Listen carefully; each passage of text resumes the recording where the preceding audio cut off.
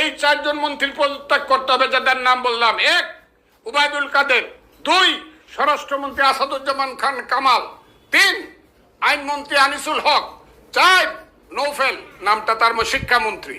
4 জনের পদত্যাগ করতে হবে, বিচার শুরু হতে হবে। আপনি বুঝেন না, সারা দেশে স্লোগান হয়, সারা দেশে। বিগারুন্নেসের 6 মেয়ের কাছ থেকে আপনার শিক্ষা নাই?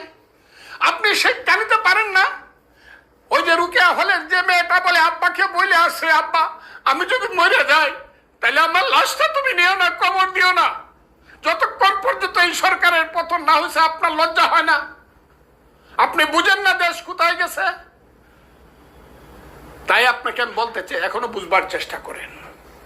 ওই যে দেখেন, যাকে বলতেন দিদি, যে আপনাকে বলতো দিদি বর্দি, সে বলে ফেলছে যদি কোনো দেশের, বাংলাদেশের কেউ যদি আসে আমার দরজা